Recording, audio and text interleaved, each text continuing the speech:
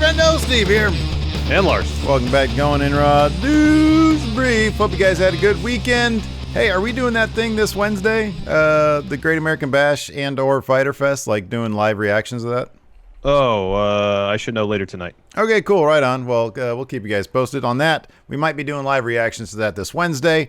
So there's that. And then, yeah, that's pretty much it. Larson, what's in the news? What's in the news? Roman Reigns. He's not coming back yet, but in a recent interview with the Hindus Metro Plus, he went into some additional detail about why he decided to pull out of his match against Goldberg at WrestleMania 36 and take a hiatus from the company during the ongoing COVID-19 pandemic. This is what he had to say, quote, "For me, I just had to make a choice for my family. The company has done everything they can to make it the safest work environment possible. It is not the workplace that I was necessarily concerned about. The decision was taken mainly because each performer travels so much. We are all such a diverse group and from all over the place. I'm not convinced, and I can't trust the fact that everybody is taking it as seriously and locking themselves down at home like I am. I trust my life with my coworkers every time I step foot in the ring, but I just can't put the same trust when it has my children, my wife, and my family involved." Whatever would give him the idea, Larson, that they're not taking things seriously there in the boy, that guy was smart, huh? This guy, the day before WrestleMania, he says, not gonna do it. And he comes out looking like the smartest guy of them all. That's awesome. He also talked about a possible return because I know everybody's sort of wondering, well, under what circumstances perhaps would we see Roman Reigns return with all this? He says, I'm ready to smash people, if you know what I mean. I'm pretty sure he means tough guy, right? Yeah. I mean, if you're listening in the audio realm, this could sound bad also. He says, I've been training my butt off during this pandemic. Man, he's going to come out shredded. As far as performing in front of an empty arena is concerned, it is tough. And I really commend all the guys and girls who are doing it. Everything that I have ever learned was in order to get a reaction and to interact with our fans. So that is the hardest part.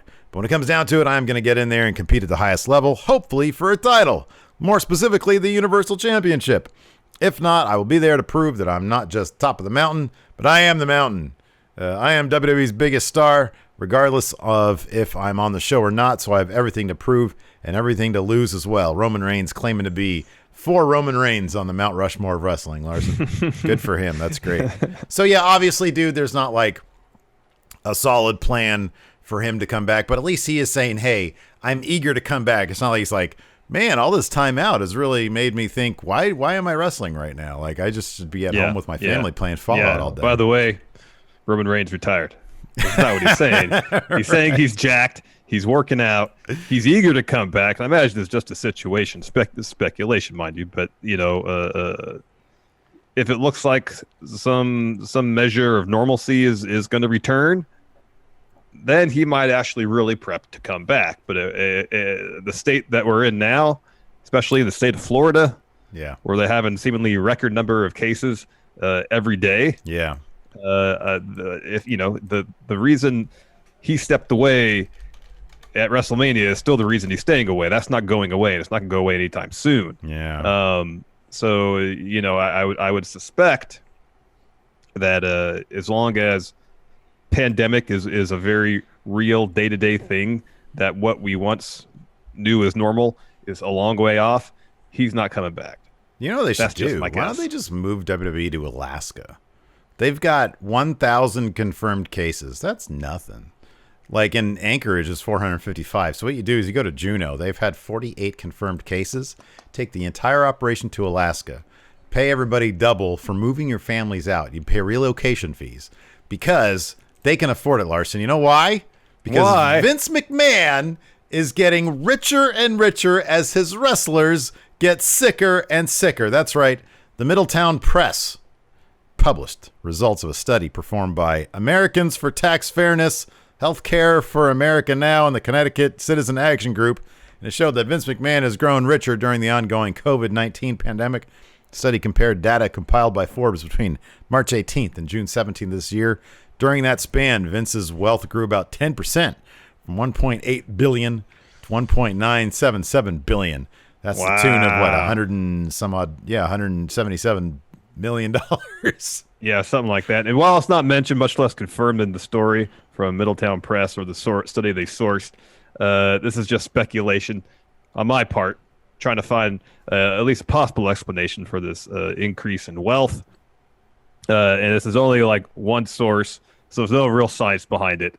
But just throw this out there as a possible explanation for at least a part of the increase in wealth. Could be attributed to WWE stock rebounding from a yearly low of March 16th, that's about $30, to its current price of about $43.73, and that was as of about 11:15 a.m. Pacific time. So that's a pretty substantial bump in stock price. Of course, Vince, he filed for bankruptcy for the XFL business. He's getting sued all over the place. Yeah. But nonetheless, Well, I mean, no. Here's the thing: you see this on Twitter every once in a while, and I'm sure there's obviously an element of truth of it. But big corporations are getting richer during pandemic for a variety of reasons. So I mean, I wonder in his case specifically. I wonder if it's a situation of what was his situation like when the XFL was like going on before the stock price started tanking. Like when the stock had that huge dip, he lost like $1 billion or something like that in wealth. Personal wealth. So it went down a ton. Like year over year, was it like, is he still down by 800 million? I don't know. So, but yeah, that's But it's one of those situations where, if you go back to the round of releases in mid-April, you get this kind of news where, his personal wealth has increased about $200 million. The company in Q1 of this year had the most profitable quarter in the history of the company, and they can't afford to keep 20 people around in the midst of a pandemic. The thing is, they can't afford to do it, but they didn't want to do it because they wanted to retain a certain profit margin to appeal to stockholders. And, from a financial perspective, I get that. But given the times we're living in now, you can't disregard the human element. It would be nice to see WWE take care of people, at least for a bit, in the midst of what's going on, when the alternative is they get released and job opportunities aren't what they would be otherwise. Speaking of job opportunities, somebody looks like she might be getting a job opportunity with WWE. Could be. Listen to these segues from you today. Could be Tessa Blanchard, man. Looks like Tessa Blanchard's day as a free agent could possibly be about over. What was it, like a week? Not even a week. Yeah. After Dave Meltzer, the Wrestling Observer himself, reported that WWE has expressed interest in signing the former Impact Knockout and Impact World Champion, Tessa Blanchard. Alex McCarthy is reporting that, quote, a source close to Blanchard told TalkSport that they believe WWE is her likely landing spot. Additionally, that source said that they didn't believe Tony Khan and thus AEW are interested in Blanchard. Big Swole actually made the case for her, saying, Saw that, yeah. Somebody tweeted at Big Swole, said, hey, what do you think about Tessa? I'm paraphrasing here. What do you think about Tessa coming to, where do you think Tessa would be good? AEW, WWE? She said she feels that AEW would be a good spot because her dad is there.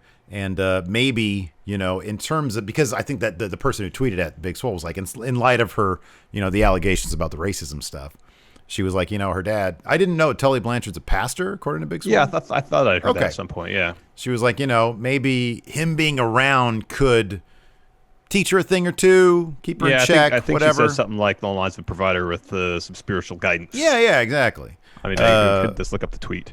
Yeah, I mean, obviously, instantly she'd be a star there, but I mean, if they give her the Killer Cross treatment, but on like main roster instead of NXT's women's division is way too stacked. And I think that like if she went to Raw or SmackDown, I think there's probably a good opportunity for her there. Whether you're a Tessa Blanchard fan or not, I mean, it's kind of obvious that WWE. This is totally believable that WWE would want. Would want to get her. So yeah, that's interesting stuff. More Impact news. More Impact / WWE news. Larson, the Good Brothers. Other free agents, Gallows and Anderson, appears that Impact could be on the verge of signing them. Pro Wrestling Sheet is reporting that, quote, sources tell us Impact Wrestling has been heavily pursuing the tag team in order for them to appear at Slammiversary next month. He added, or Pro Wrestling Sheet added, our sources say Impact has offered Gallows and Anderson incredibly strong deals that would allow them to work with New Japan once that's a possibility. Of course, Carl Anderson has sort of insinuated as much on his Twitter account. They say they could work with New Japan once that's a possibility, both in a legal sense and, of course, obviously from a travel sense due to the current COVID-19 restrictions. Sportskeeda's Gary Cassidy subsequently reported, quote, following this weekend's reports that Impact Wrestling have offered Gallows and Anderson lucrative deals, I've been told that the signing of the pair is, quote, pretty much done deal, in that while pen has not officially met paper, content has already been recorded for Impact Plus. Whoa. That's cool, man. God, I'm like so close to like figuring out how to do, because I have no idea if you still can. Maybe somebody in chat knows if you're still allowed to co-stream on Twitch new episodes of Impact. I would super consider that, but what I'd probably do is reach out to the mods and say, hey, if anybody's interested in doing that with me, in case I have to like duck out really quick and do something. I'd consider 5 to 7 on Tuesdays, maybe on Twitch. I don't want to marry myself to that concept because I like my Tuesdays, but I don't know. I mean, dude, at that point, when you get Gallows and Anderson in there, you got to start thinking, man, Impact might be something to watch. It's just these days, they had to scramble so hardcore for Slammiversary. Maybe I'll check out Slammiversary. Maybe we can check out Slammiversary and we'll just That's go on the from 18th, there. the day before Extreme Rules. Oh, okay. All right. It could be like our, okay. Well, we'll see. I've tried, the thing is, I've tried a little bit to watch Impact. It's just on Tuesdays. It's like sort of my day to like do other stuff because every other day is wrestling stuff. Yeah, I know. So yeah, we'll see. We shall see. Yeah, Moose we is shall good. see. I really like Moose. Moose is great. There are some pieces there at Impact, some players that I really, really like, and Moose is one. Yeah, Moose is great. The women's division is it's just stacked, top to bottom, full of talent. After NXT, it's like probably the best women's division. Yeah. Yep. So let's talk Raw. There's a Raw on tonight. Only 2 entries on WWE.com. No official full-on previews. What we got, though, will Seth Rollins continue his reign of terror? Probably. Well, probably. Yeah. And then there's a double contract signing for Extreme Rules, the horror show set for this Monday. So we have Drew and Dolph, and then Sasha and Asuka. Yeah. And then it was also, I don't know if they announced this on SmackDown or if it was announced prior, but that Braun Bray Swamp match, that's non-title. Let me double check that because I want to make sure I didn't dream it. That's entirely possible. Hold on a second. When you just gave me, I expected you either to say, let's see here, shows. I expected you either. I mean, you could say, be right. I just haven't heard anything about to that effect. So. I expected you to say, oh yeah, no, I already knew that. Well, there it is. There's the preview on WWE.com. Wyatt Swamp fight. Non-title. Yeah. That's so weird. All right.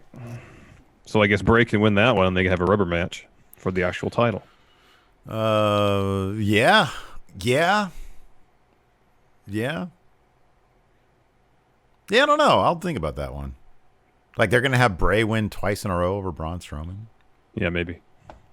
I don't know. We'll figure it out. So K-Lad says, looks like you can co-stream Impact. They have instructions on their Twitch page. Oh, there you go. Something to consider. I don't know. Anyways, I want to say thanks to everybody in here. We've got mailbag on the audio version of today's show, found wherever podcasts can be found. So if you asked us a question on our Twitter shout out, that's where you can find it. We're going to answer those in just a few moments here on our Twitch live stream. But for the rest of you, thank you so much for watching and tuning in. Till next time, we'll talk to you later. Goodbye.